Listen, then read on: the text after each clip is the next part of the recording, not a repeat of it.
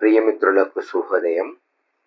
మందారం మకరందాలు శీర్షికన 3వ భాగాల్లో వామనావతార ఘట్టని ప్రస్తావిస్తున్నాం.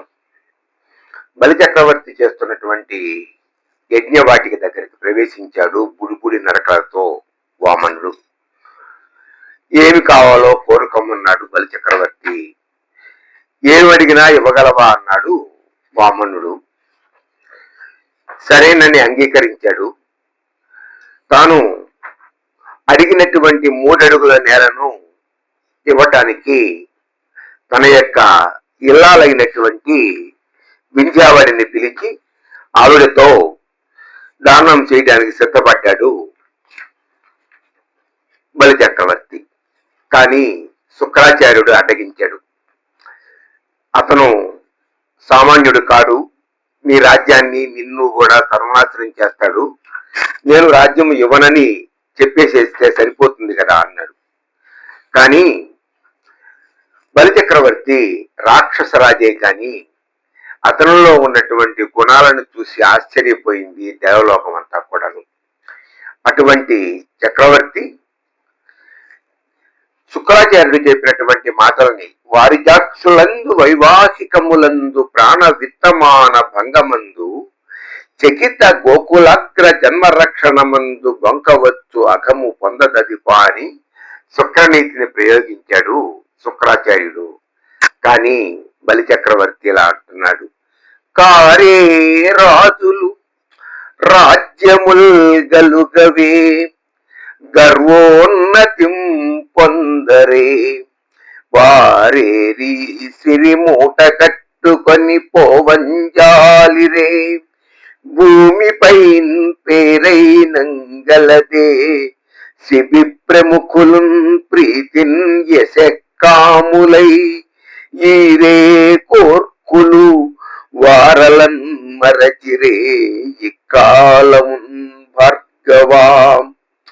ఆచార్య శుక్రదేవ, కారే రాజులు, ఇంతకు ముందు ఎంతమంది రాజులు కాలేదయ్యా, రాజ్యముల్ గలుగవే, ఎంతమంది మహా సామ్రాజ్యాలని పరిపాలించలేదు, గర్వోన్నతిం పొందరే, ఎవరికి వాడే నేనే ఉంటాను చిరకాలము కూడాను, బతికినంత కాలం నేనే రాజుని అనుకున్నాడు. వారేరి ఎవైపోయారు వాళ్ళందరూ కూడా, సిరి మూట కట్టుకొని పోవంజాలిరే, పోతూ పోతూ ఏమైనా గాని వజ్ర వైడూర్యాలని ధన కనక వస్తు వాహనాలని పట్టుకుపోయారా. భూమిపై పేరైనంగలదే, కొన్ని లక్షల కోట్ల మంది రాజులు ఈ భూమాతను పరిపాలించి ఇక్కడ ఉండి వెళ్ళారు. వాళ్ళ ఒక్కడి పేరు కూడా మనం గుర్తు చేసుకోవట్లేదు.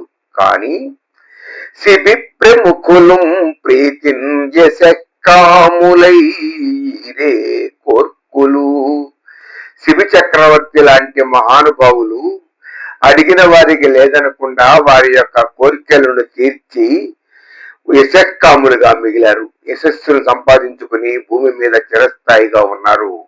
వారి పేరు చెప్పుకుంటున్నాం. వారలన్ మరచిరే ఈ కాలము భార్గవాం, ఇంతకాలమైనా కూడా వాళ్ళ యొక్క పేర్లను మనం మర్చిపోలేదు కదా. అంతేకాదు, వచ్చినవాడు శ్రీ మహావిష్ణువు నిన్ను నాశనం చేస్తాడు అంటున్నావు కదా. నిజంగా ఆ విష్ణువే వస్తే ఉడుగని కతువుల వ్రతముల పొడగన జన నట్టి పొడవున కురుచై అడిగడి నటనను బోటికి నిడరాదే మహానుభావ ఇష్టార్థంబుల్. ఎడతెగని యజ్ఞయాగాలు చేసినా కనిపించినటువంటి ఆ మహావిష్ణువు అంత పొడవైనటువంటి వాడు ఇంత పొట్టివాడిగా నా ముందుకు వచ్చి నిలబడి నన్ను యాచిస్తున్నాడే, నేను అడిగింది ఇవ్వకపోతే బాగుంటుందా అన్నాడు. అంతేకాదుట, ఆదిన్ శ్రీ సతి కొప్పుపై తనువుపై అంశోత్తరియంబుపై పాదాబ్జంబులపై కపోల తటిపై పాలిండ్లపై నూత్న మర్యాదంచెందు కరంబు క్రిందగుట మీదైనా కరంబుంట మేల్గాదే రాజ్యము గిజ్యమున్ సతతమే కాయం కాయంబునాపాయమే. అద్భుతమైనటువంటి పద్యాన్ని ఇచ్చాడండి మహాకవి పోతన. ఆ లక్ష్మీదేవి ఎటువంటిది?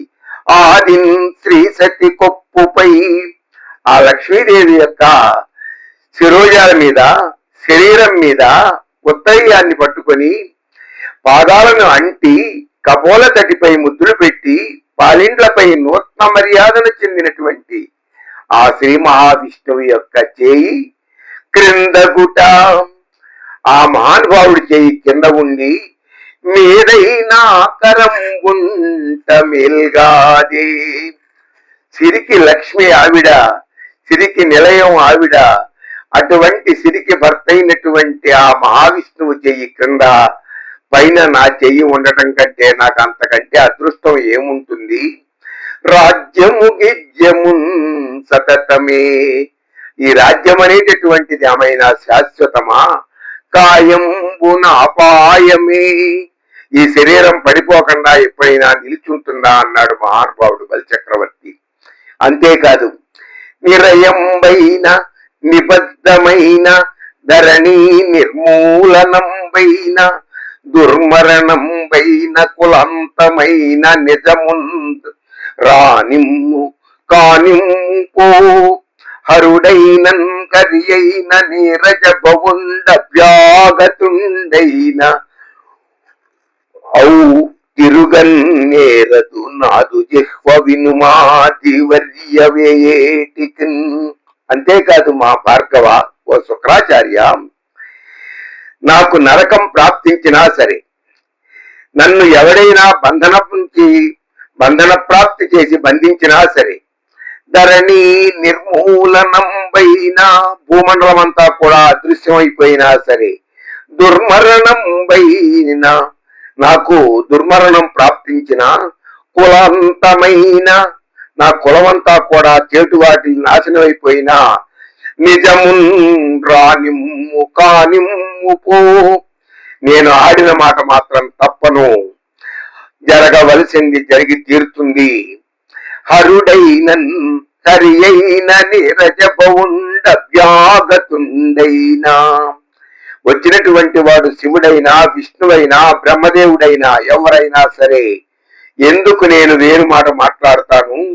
తిరుగన్నేరదు నాదు జిహ్వా అన్న మాటకే కట్టుబడతాను. నా నాలిక మరొక మడత పడదు, మరొక మాట మాట్లాడదు.